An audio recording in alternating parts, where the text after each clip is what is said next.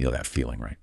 You meet someone new, maybe at a party, maybe just in passing, and instantly your brain kicks in, starts trying to read them.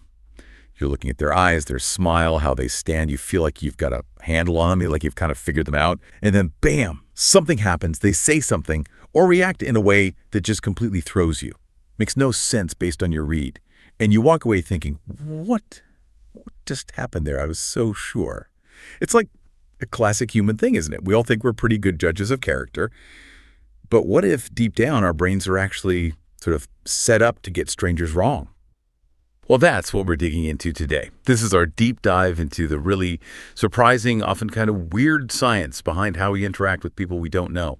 You might feel confident in your gut feelings, but maybe, just maybe, the way we're wired to think actually leads us astray a lot more often than we realize. Absolutely. And this deep dive, it really leans heavily on some fascinating work that, frankly, turns a lot of our basic assumptions about other people completely upside down. We're talking about core beliefs we hold about trust, about whether someone's feelings are obvious on their face, transparency, and crucially, how much the situation itself matters. And the really wild part is that these assumptions, they feel so intuitive, right? Like common sense, but they often lead to pretty major misjudgments. The results? Well, they can range from, that slightly awkward moment at a party all the way up to, believe it or not, global security failures and deeply personal tragedies. We're going to explore why those gut feelings can be so incredibly misleading. Right. So yeah, get ready, because we're going to unpack some concepts that might really shift how you think about these encounters. We'll get into something called truth default. We'll talk about the friends fallacy, yes, like the TV show, and even look at how something simple, like having a few drinks, can totally warp our interactions, turning everyday social stuff into potential minefields. This whole deep dive, it's basically a shortcut to understanding why we mess up so often with strangers, and importantly, what that actually means for you, for your life, whether it's just chatting with someone new or, those really high-stakes moments. Okay, so let's start peeling back the layers. The first really big puzzle, the one that seems just totally backwards, is this.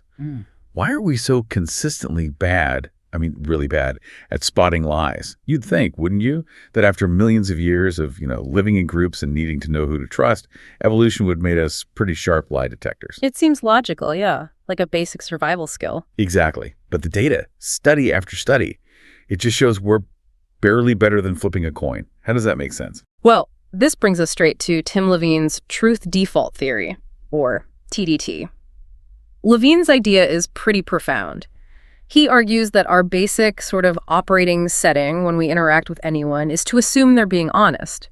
Now, this isn't about being gullible or, easily fooled. It's actually about efficiency.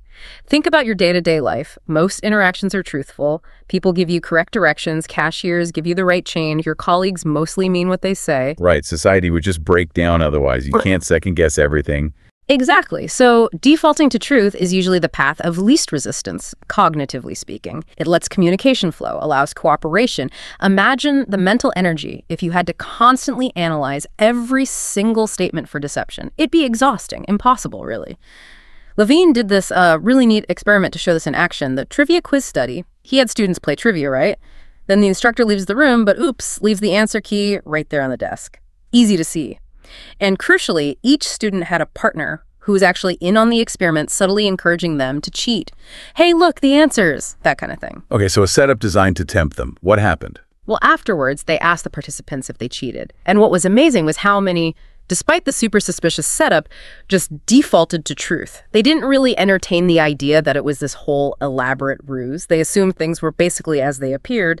And then when they showed videos of these participants to other people and asked them to judge who cheated, their accuracy at spotting the liars was terrible, like 54, maybe 56%. They were way better at spotting the honest ones, mainly because their default guess was truth, truth, truth for almost everyone. So they got the truth tellers right, but missed most of the liars because they just assumed honesty. Precisely. It highlights just how deep that truth bias runs, even when the situation practically screams, something's fishy here. Wow. And okay, so it's not just trivia games. This truth default, it plays out in much, much bigger arenas, right? Like places where getting it wrong has massive consequences. I'm thinking about that incredible story involving the CIA and Cuban intelligence during the Cold War. Oh, absolutely. That's a chilling example of this bias in a high-stakes environment. Take the case of Florentino Aspalaga. This guy literally walks into the U.S. Embassy in Vienna, says he's a top Cuban intelligence official, and wants to defect. A walk-in. The information he provided was explosive, so damaging to Cuba that they actually tried to assassinate him twice, just to shut him up. He was gold, right? The CIA debriefed him for months, soaking up everything he knew. And what did he tell them? I mean, besides dodging assassins. He laid out in painstaking detail how the CIA had been systematically played, completely fooled by Cuban double agents for years, not just one or two, but a whole network, right under their noses. And here's the kicker. Aspalaga revealed that many of these double agents failed their polygraph tests, the lie detectors. But the CIA case officers, the ones who recruited and ran these agents, they often just waved the results away. They didn't believe the tests. They didn't want to believe them. John Sullivan, a CIA polygrapher at the time, talked about being ambushed, yelled at by case officers who were furious. The tests contradicted their gut feelings. They'd say things like, "You guys don't know what you're doing. We know our sources are good." They genuinely believed they were too smart, too experienced to be fooled. There was this one legendary case officer, nicknamed the Mountain Climber, for how aggressively he recruited sources, hated Cuba, loved thinking he was outsmarting them. He later admitted it was a bit of a blow when he finally grasped that he was the one being played for years. And this wasn't because these officers were incompetent. Far from it. It was this fundamental human truth bias kicking in. It's just incredibly hard for any of us, even trained spies, to really wrap our heads around deception on that kind of scale, especially from people you've built a relationship with. Imagine the shock, the betrayal. It must have been devastating. And the Cubans knew they were getting away with it. Oh, they didn't just know, they rubbed it in. Fidel Castro, in a masterstroke of psychological warfare, authorized this insane 11-part documentary series called La Guerra de la CIA contra Cuba, the CIA's war against Cuba. It was basically the CIA's greatest failures turned into a reality TV show. Cuban intelligence had filmed and recorded everything. Secret meetings, dead drops, covert operations, all captured on high-quality video and audio because they knew where the CIA would be and what they'd be doing. It was a global broadcast of the CIA's humiliation. Unbelievable. Just showing the world how thoroughly they'd been duped. All because they couldn't shake that default to truth. It's a stark lesson. And this isn't just limited to espionage. We saw the exact same pattern, the same defaulting to truth, despite glaring red flags, play out with Bernie Madoff on Wall Street. Right, the biggest Ponzi scheme ever. How did truth default figure in there? Well, take someone like Nat Simons at Renaissance Technologies, a super sophisticated hedge fund. They looked at Madoff's returns, these incredibly smooth, consistently positive numbers, totally disconnected from market ups and downs, and the math just felt wrong. It seemed too good to be true. But did they pull all their money out? No. They just cut their stake in half.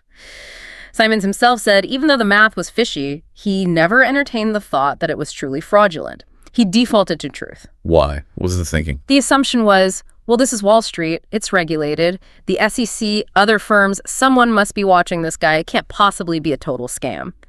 Robert Salazzo, another investor who had doubts, felt the same way. He had doubts, sure, but not enough doubts to believe it was all fake. They trusted the system, trusted the appearances. And even the SEC itself, the regulator, they got warnings, right? Multiple warnings, detailed, credible warnings, especially from a guy named Harry Markopoulos, going back years. He basically handed them the fraud on a silver platter. But the SEC dropped the ball repeatedly. They failed to connect the dots, failed to investigate seriously. Again, that default assumption, it's Bernie Madoff, established figure, must be legit. The pattern is just depressingly consistent. Intelligence, finance, it seems universal. Which makes you wonder, okay, if the pros are falling for this, who doesn't? Who actually sees through it? That brings us to the outliers, the people Levine might call holy fools. In the Madoff story, that was definitely Harry Markopoulos. This guy was, well, intense, wiry, energetic, a numbers guy through and through. For him, math was truth. Period. And he had this really interesting strategy. He consciously avoided meeting Madoff or his key people face to face. He didn't want to make what he called the Neville Chamberlain error. Like Chamberlain meeting Hitler and thinking he could trust him based on the meeting. Exactly. Markopoulos knew that personal interaction could trigger that truth default, cloud his judgment. He trusted the numbers, not the handshake. His whole worldview really was built on suspicion. He grew up seeing minor cheats, reported bosses for breaking rules. He just assumed dishonesty and stupidity are everywhere. So he wasn't defaulting to truth at all. He was defaulting to suspicion. Pretty much. And that's why he saw Madoff clearly when no one else did. He crunched the numbers, saw it was impossible, and screamed fraud from the rooftops. gift-wrapped the evidence for the SEC again and again, 2001, 2005, 2007, 2008, and they ignored him every single time. He was the guy who didn't trust a stranger, and he was right. But here's the paradox, right? Society actually needs people like Markopoulos sometimes. They're like the immune system, spotting the big deceptions the rest of us miss because we're operating on trust. But as Levine points out, what if everyone was like Markopoulos, constantly suspicious, doubting every interaction? Society couldn't function. Wall Street wouldn't exist if every trader was that paranoid. Communication, cooperation, everything we rely on. It needs that baseline of trust, that truth default, to work efficiently. So we need the default to function, but it makes us vulnerable. And we need the suspicious ones, but too much suspicion grinds everything to a halt. It's quite a bind. It is, and Markopoulos himself, ironically, shows the downside of not having that trust baseline.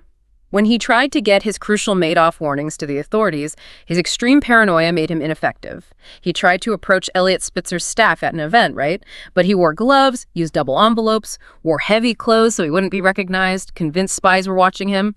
He handed his meticulously prepared anonymous documents to some woman he thought was Spitzer's aide. Turns out she worked for the JFK library. Oh, wow. So his own lack of trust sabotaged his ability to communicate the truth he'd found. Exactly. He couldn't operate from a place of trust, so even though he had the vital information, he couldn't get it through effectively. It really shows both sides of the TDT coin. Trust is necessary, but risky. Suspicion can protect, but also isolate and paralyze. Okay, so that's the trust piece, the truth default. Let's shift gears a bit to the second big idea.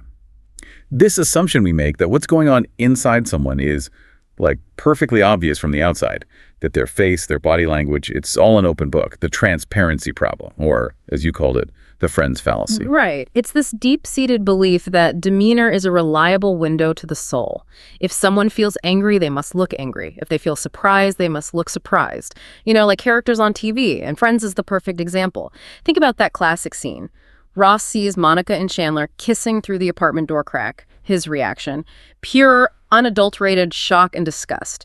If you analyze his face using FACS, the facial action coding system, you see all the classic markers at maximum intensity. Upper lip raised, lower lip down, jaw dropped. You know exactly what he's feeling, even with the sound off. Precisely. The actors are performing transparency. That's how sitcoms work. The emotions have to be crystal clear for the audience to follow the plot. It reinforces this folk psychology idea we all carry around that real emotions work just like that. But they don't, do they? Yeah. In real life, it's not always that clear-cut. What does the evidence say about real-world transparency? The evidence suggests it's much, much messier. Take a high-stakes situation, like a judge deciding bail. There was this Judge Solomon in New York, famous for believing he could size up defendants just by looking at them, especially looking for signs of mental illness combined with violence. The whole justice system kind of assumes that face-to-face interaction helps, right? That seeing the person tells you something important. It feels like it should, yeah.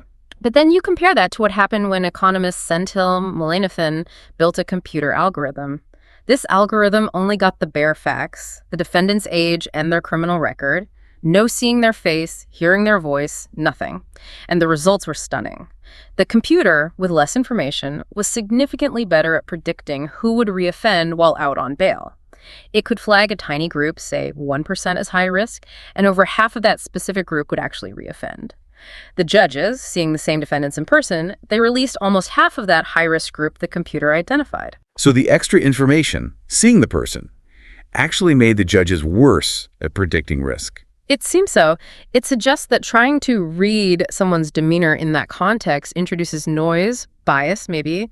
It actively hinders accurate judgment rather than helping. That intuitive reading we think we're doing, it might just be leading us astray. And this idea that facial expressions are universal signs of emotion, that's not even true across cultures, is it? Not at all. And this is where it gets really mind-bending.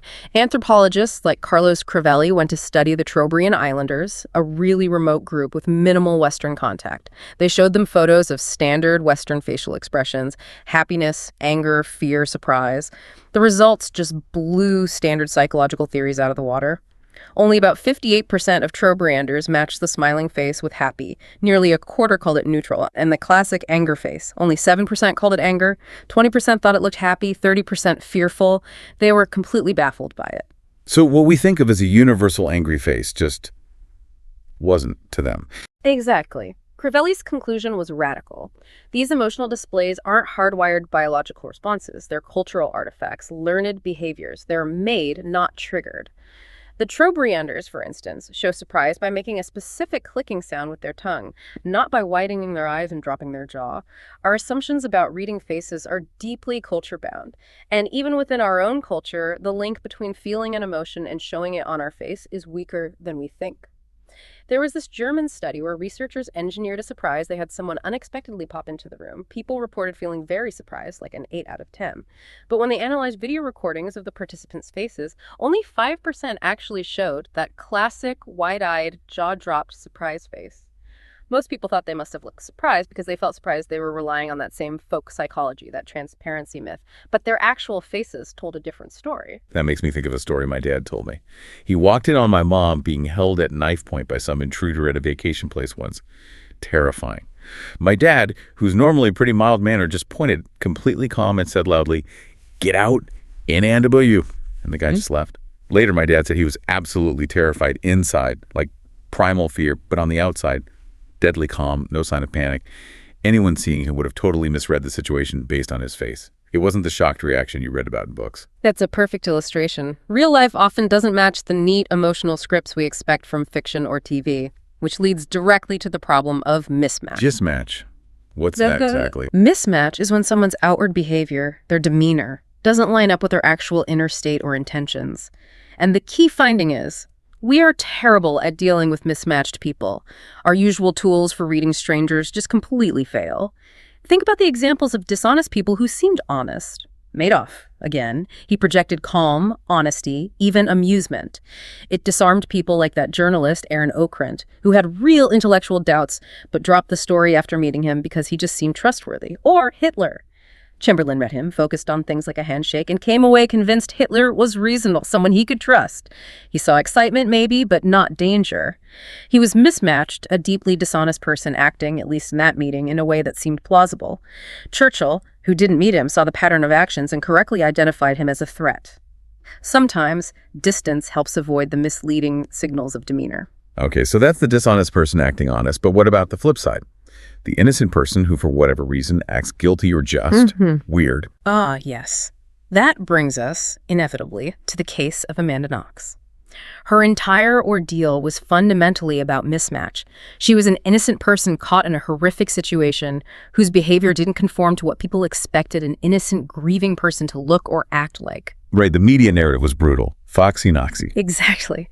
The tabloids, and even the police to some extent, built this narrative of her as cold, calculating, deviant.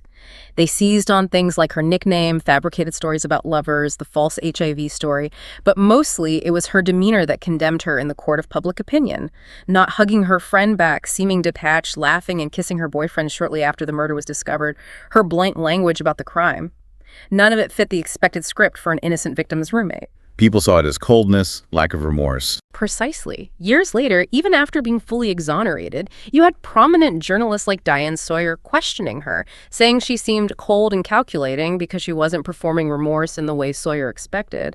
But why should an innocent person perform remorse? We expect that from the guilty. Knox was judged, convicted, and imprisoned largely because her genuine, albeit perhaps awkward or trauma-induced behavior was profoundly mismatched with societal expectations. And this whole problem, this difficulty with mismatch, gets even worse when you look at how police are sometimes trained, right? Right. Like the Reed technique. Oh, absolutely. The Reed technique, which is still incredibly widespread in the U.S., explicitly trains officers to use demeanor, body language, eye contact, tone of voice as a primary way to judge if someone is being truthful or deceptive. It's basically institutionalized belief in transparency and predictable cues of guilt. But the specific cues it teaches are often based on shaky ground or have been actively debunked by research. For instance, the manual says deceptive people tend to avoid eye contact. But remember that study analyzing the Cops TV show? Criminologist Richard Johnson found innocent black people actually made less eye contact with police than black suspects did, and white suspects made the most eye contact, so relying on that cue is not only unreliable, it's racially biased. Wow. What else? Smiling. Reed suggests frequent smiling indicates deception. Johnson's real-world data. Innocent African Americans smiled the most. Hispanic suspects smiled the least. Again, the opposite of the training, halting speech. Reed says that's evasion. Johnson found African-American suspects often spoke fluidly, while innocent Hispanics were more likely to hesitate. It sounds like these cues are all over the place. They are. The technique points to things like fidgeting, shifting in your chair, foot bouncing, claiming sudden changes indicate deception. But Johnson's exhaustive analysis of actual police encounters concluded there's just enormous variability. People react to stressful situations in vastly different ways. Trying to find a consistent pattern of deceptive demeanor is, he concluded, simply impossible. Yet this flawed training persists, leading officers to misinterpret nervousness, cultural differences, or just individual quirks as signs of guilt. Okay, so we've got truth default making us overly trusting, the transparency illusion making us think we can read faces when we often can't, and the mismatch problem where demeanor doesn't line up with reality. What else throws us off when dealing with strangers? The next critical piece is understanding the power of context, the power of the situation itself. This is the idea of coupling, that behavior isn't just driven by internal character, but is often tightly linked or coupled to very specific circumstances and conditions. So it's not just who the person is, but where and when you encounter them. Exactly. It challenges that intuitive feeling that people have fixed traits that they carry everywhere. Coupling says the environment plays a huge role. A striking example is suicide and town gas in Britain. Back when British homes used town gas, which was rich in carbon monoxide, suicide by sticking your head in the oven was tragically common and easy. You see it reflected in Sylvia Plath's poetry. Then, over about a decade, Britain switched to natural gas, which isn't lethal like that. And what happened to suicide rates? They plummeted immediately, and they stayed low. The prediction was that people determined to die would just find another method, but largely they didn't. Removing that specific, easy, accessible method dramatically reduced the overall rate. The act was strongly coupled to the method. Like the Golden Gate Bridge situation, too. Precisely. It's notorious as a suicide location. But Richard Seiden's study found that if hundreds of people stopped from jumping there, very few went on to die by suicide elsewhere later. For most, the impulse, the decision, was intensely coupled to that specific place, that bridge. Yet think about the decades of resistance to putting up a safety barrier. The arguments were always, they'll just go somewhere else or focus on mental health. That completely misses the power of coupling the idea that making that specific act harder in that specific place can actually save lives because the behavior is tied to the context. It's hard to shake that idea that intent is purely internal. So if suicide is coupled, what about crime? Is that coupled to place too? Overwhelmingly, yes. Yeah. This is where the law of crime concentration comes in. Research by David Weisberg, Lawrence Sherman, and others across city after city shows the same pattern. Crime is not spread out evenly. A tiny fraction of street segments, usually only 3 to 5%, account for 50% of all reported crime. These are the hot spots. So crime is intensely clustered in specific locations. Extremely clustered, which means policing doesn't need to be everywhere all the time. It needs to be surgically focused on those specific hotspots where crime is actually happening. The behavior is coupled to the place. But that insight got distorted, didn't it, with the Kansas City experiments? Yeah, that's a classic example of misinterpreting coupling. The first Kansas City study in the 70s showed that random patrol cars driving around didn't reduce crime at all. It was useless. Police felt helpless. Then in the 90s, Sherman did the second experiment. They targeted a specific high-crime hotspot, District 144. Officers there were told to be proactive, aggressive, make stops, look for guns, and in that specific hotspot, it worked. Crime dropped significantly. So the aggressive policing worked, but only there. Exactly. But the lesson that many police departments took away was simply aggressive policing works. They missed the crucial coupling part that it only worked because it was intensely focused on a high crime area. They started applying those aggressive Kansas City stop tactics everywhere, pulling people over for minor things in low crime neighborhoods, hoping to find bigger crimes. They uncoupled the tactic from the specific context where it was effective, leading to widespread resentment and often counterproductive policing. Okay, this is making sense. Truth default, transparency, mismatch, coupling. How do these all come together in really complex real-world encounters? Let's look at two critical types of interactions where these factors collide, often with terrible results: intelligence interrogations and social situations involving alcohol.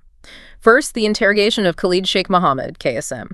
The guys who designed his interrogation, Mitchell and Jessen, were psychologists with backgrounds in military Siri training, that's training to resist enemy interrogation. They created the enhanced interrogation techniques, the EITs, walling, sleep deprivation, waterboarding. Their stated goal was simple: compliance, make KSM talk. But KSM resisted, didn't he? He was known for being tough. Extremely tough. He mocked them, figured out how to beat the waterboarding. He endured weeks of this. But the question is, even if they eventually got compliance, did they get truth? This is where research by neuroscientist Charles Morgan is so important. Morgan studied the effects of the same kind of extreme stress used in SARE training. He found it causes massive hormonal changes, like undergoing major surgery. Critically, cognitive function plummets.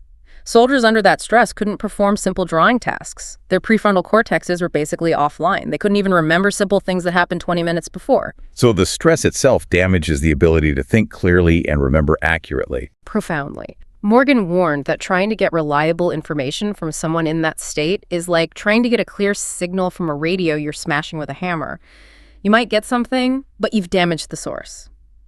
KSM did eventually confess to numerous plots.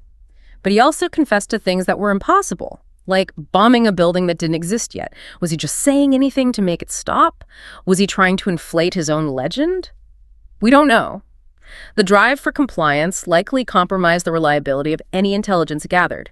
They defaulted to thinking compliance meant truth, ignoring the context of extreme duress. That struggle trying to get truth from someone under pressure and potentially misreading them completely, it has echoes in more common situations too, right? Yeah. Especially with alcohol involved, like the Brock Turner case at Stanford. Exactly. That case is a tragic example of how alcohol can amplify all these problems: misunderstanding strangers, the transparency illusion, context. It fits a sadly common pattern on campuses. Two young people, essentially strangers, heavy drinking, a chaotic environment, and a disastrous contested outcome. Both Emily Doe and Brock Turner were severely intoxicated, well over the legal limit. Emily Doe had multiple shots, champagne, then a big pour of vodka. Turner had been drinking beer and whiskey for hours. And alcohol does more than just lower inhibitions, right? You mentioned alcohol myopia. Right. It's not just in vino veritas, truth comes out with wine. Anthropologist Dwight Heath's work showed that while some cultures use alcohol in controlled, ritualized ways with predictable outcomes, our modern context, like a frat party, is different. Alcohol acts as an agent of myopia. It messes with your frontal lobe judgment, planning, consequences. It boosts reward centers, lowers fear via the amygdala. It makes you hyper-focused on the immediate moment, the immediate stimuli, blinding you to the bigger picture, to nuance, to your own long-term values. Your sober self is essentially offline. And then there are blackouts on top of that. Yes. Aaron White's research shows that as BAC rises, the hippocampus, which forms memories, starts failing. Around 0.15 BAC, it can just shut down completely. People can be conscious, talking, interacting, but not forming any new memories of it, like those people who couldn't remember seeing dead mice in a frying pan 30 minutes later, or the guy losing 5 days in Vegas. It's terrifying and common among students. Shockingly common. Over half of college students report having had a blackout, 40% in the past year. Memory is fundamental to how we assess risk, how we make judgments about strangers. If you're in a blackout, that entire system is compromised. You're incredibly vulnerable because you can't learn from or even recall the interaction as it's happening. So in the Turner case, Emily Doe had no memory of the assault because she was in a blackout. And Turner himself initially told police he couldn't remember much, that he thought he'd blacked out too. Correct. His later claims of consent were constructed afterwards. In the moment, both their abilities to perceive, interpret, consent, and remember were profoundly impaired by alcohol. Their drunken, blacked-out selves, as the source material puts it, are just not the same as their sober selves. Trying to apply normal rules of interaction or interpreting intent in that state is fraught with peril, which really brings up a broader societal point. Expecting severely intoxicated young people who are strangers to each other to navigate complex issues of consent and desire in the chaotic, hypersexualized environment of a frat party. It's almost designed for disaster. It's not just about individual responsibility. It's about the coupling of alcohol, context, and youth leading to tragically predictable misunderstandings. Reducing reckless drinking has to be part of the conversation about preventing assault. Bringing all these threads together, let's talk about Sandra Bland. Her arrest and death became a huge flashpoint. But viewing it through this lens, truth default, transparency, mismatch coupling, suggests it was more complex than just one bad cop or one angry woman. Absolutely. Her death was a tragedy born from a collective failure, a cascade of misunderstandings fueled by precisely these flawed assumptions about strangers. Officer Brian Encinia operated with a belief in transparency, likely informed by Reed technique training. He interpreted Bland's understandable irritation and aggressive body language not as frustration or fear, but as a sign that something was wrong, something criminal.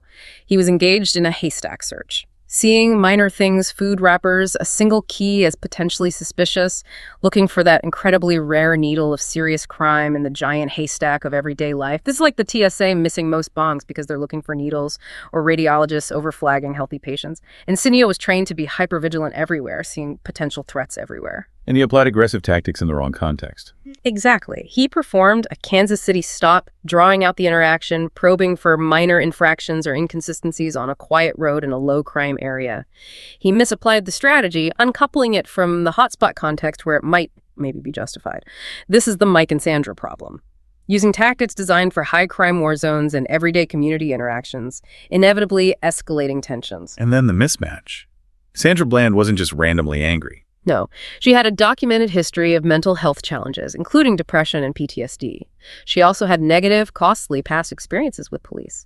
Her demeanor that day, the irritation, the assertion of her rights, was likely a complex mix of frustration, fear, past trauma, and perhaps mental health struggles.